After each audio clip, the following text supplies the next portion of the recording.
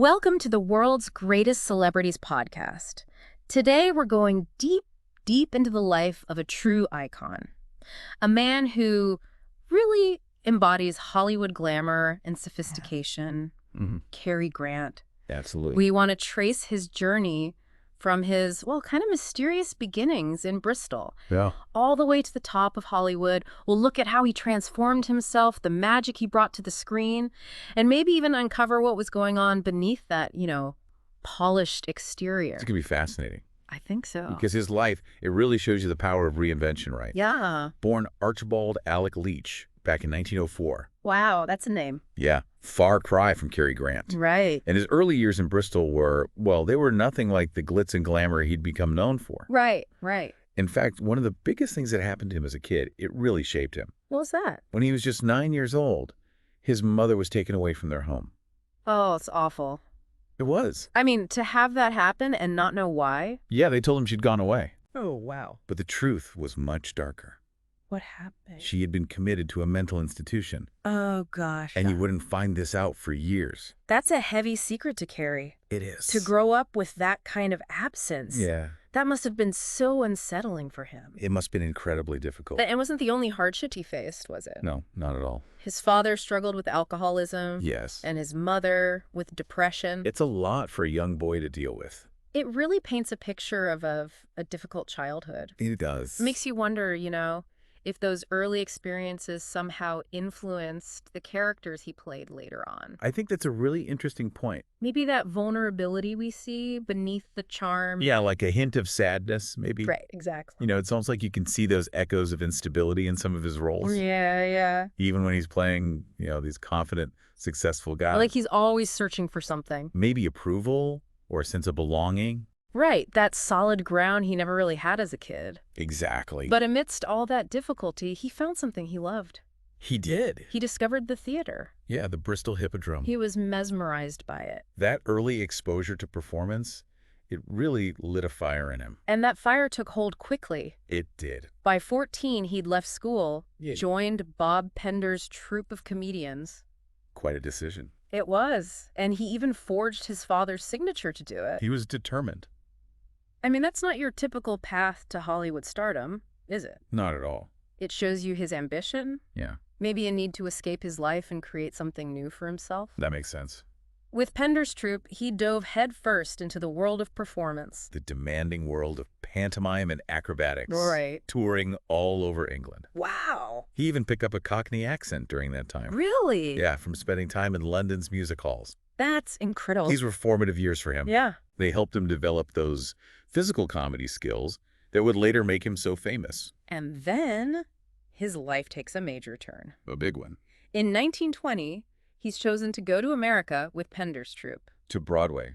Yeah, their show Good Times was a hit. Ran for over 450 performances. Wow, that's huge. It was a huge success. That must have been such a pivotal moment for him. It was. It wasn't just about being on a new stage. No. It was a whole new world opening up to him. Definitely. Chance to experience America, to really soak it all in. And ultimately, to make a life-changing decision, to stay. he decided to make America his home. And the Roaring Twenties were good to him.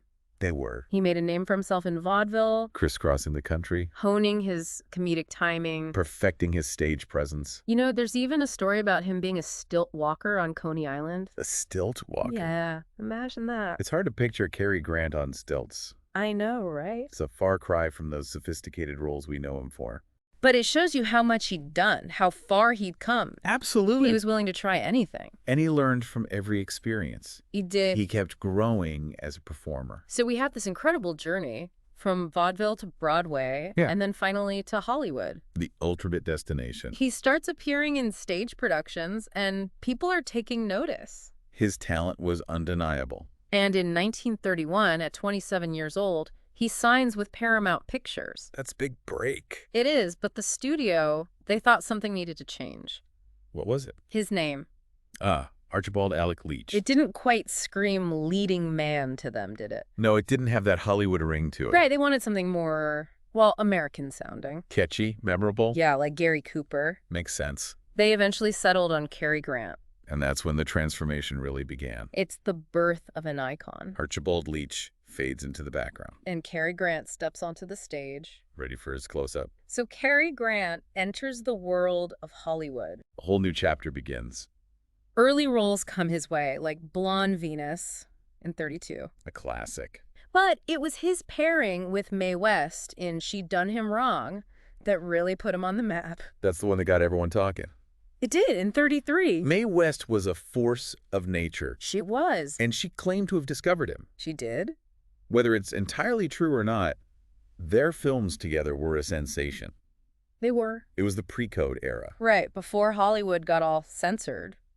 Yeah, they could get away with a lot more back then. And they did. Those films were risque, suggestive, and audiences loved it. And Cary Grant, he had that charm, that wit. He did. It made him stand out. It did. But his path to stardom, it wasn't always smooth sailing. No, not at all. He had a few flops. A string of less successful films. And Paramount actually considered dropping him. Really? It's wild to think about now. Oh, right. One of the biggest stars of all time, almost forgotten. Shows you how fickle Hollywood can be. It really does. But then he gets loaned out to RKO Pictures. Ugh, that's a turning point. It was. He stars in Sylvia Scarlett with Katharine Hepburn. A classic pairing. In 35.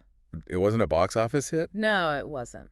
But Grant considered it his breakthrough performance. Really? He felt like he'd found something special in that role. That's interesting. Even though the film itself wasn't a success, it was important for him personally. It gave him confidence. It did. And in 1936, he made a bold move. What did he do? He decided not to renew his contract with Paramount. Wow, that was risky. It was. He became one of the first freelance actors in Hollywood. He was a pioneer. He bet on himself. He did. Recognized his own value and demanded more control. He was ahead of his time. He really was. Paving the way for other stars to gain more autonomy. His first independent film was actually shot back in England. Oh, really? Yeah, The Amazing Quest of Ernest Bliss. I haven't heard of that one. It wasn't a huge success. But his later work, like Susie, solidified his independent standing. He proved he could do it on his own. And then came the golden age. The late 30s, early 40s. Cary Grant at his best. It was an incredible run. He starts with Topper in 37. A comedic masterpiece. A huge hit. Showcasing his charm and wit. And then those iconic screwball comedies. Like The Awful Truth. With the amazing Irene Dunne. Another classic pairing. Also in 37. That film really established his comedic persona. It did. The sophisticated, charming Cary Grant we all know and love. It's thanks in part to the director, Leo McCarey. Oh, yeah. He was known for his improvisational approach. Right. He really tapped into Grant's vaudeville background. Let him be spontaneous. Yeah, bring that physicality to the role. Which was groundbreaking at the time. It was. They were making it up as they went along. And it worked beautifully. It did. It marked the beginning of something special. An incredible run of comedic brilliance. Unparalleled, really. And then his collaborations with Katharine Hepburn. They were magic together. Bringing Up Baby and Holiday. Both in 38. Now considered classics, but they weren't big hits at the time. It's funny how that happens. I know, right? Sometimes the film's legacy takes time to build. Maybe they were just ahead of their time. Perhaps. Or audiences weren't ready for that kind of sophisticated, fast-paced humor.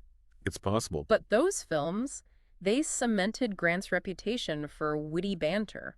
And his ability to hold his own opposite strong, intelligent women. Katharine Hepburn was definitely that. She was a force to be reckoned with. We can't forget his dramatic roles either. Oh, absolutely. He was so much more than just a comedic actor. He had real depth. Films like Gunga Din and Only Angels Have Wings. Both from 39. They showed a different side of him. A more rugged, adventurous side. He could do it all. He was incredibly versatile. Moving effortlessly between genres. Action, adventure, drama. He was captivating in everything he did. He had that undeniable screen presence. And then came 1940. A whirlwind year. His Girl Friday with Rosalind Russell. The dialogue in that film is legendary. It's so fast-paced. Back and forth, rapid fire. They were brilliant together. And then he reunites with Irene Dunne in My Favorite Wife. Another hit. He was at the top of his game. And of course, The Philadelphia Story. Another classic. He plays the charming ex-husband. A memorable performance. But he was actually disappointed about not getting an Oscar nomination for that role.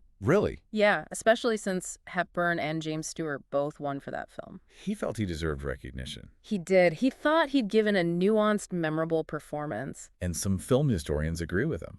It's interesting how awards are so subjective. They are. It was a year of incredible performances. And then we move into the 1940s. A new decade. And a new collaboration begins. With the master of suspense. Alfred Hitchcock. A legendary partnership. Their first film together was Suspicion in 41. A psychological thriller. A bit of departure for Grant.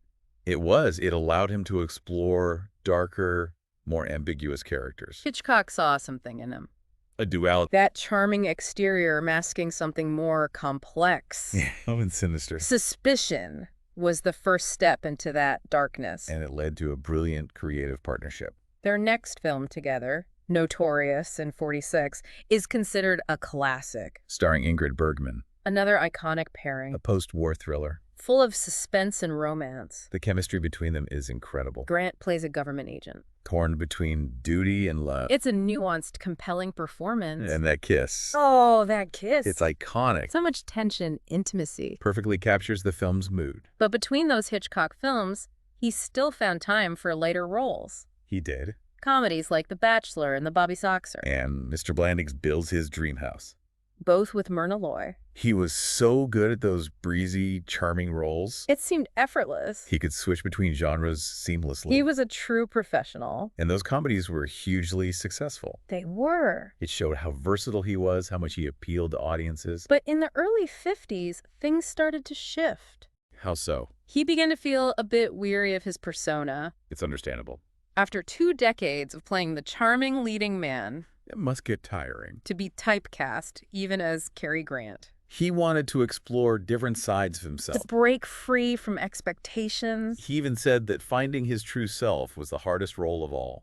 Wow, that's profound. It is. But then came a resurgence. In the mid-50s. He returned to Hitchcock for To Catch a Thief. In 55. With Grace Kelly. A stunning actress. He really admired her. He considered her one of the finest he had ever worked with. To Catch a Thief was also a landmark film for him professionally. How so? He'd become one of the first truly independent actors in Hollywood. He had control over his projects. Choosing his directors, co-stars. And sharing in the profits. Was a shrewd move. It gave him so much more creative freedom. And it paid off both creatively and financially. It did. The late 50s saw him in some great romantic films. Like An Affair to Remember.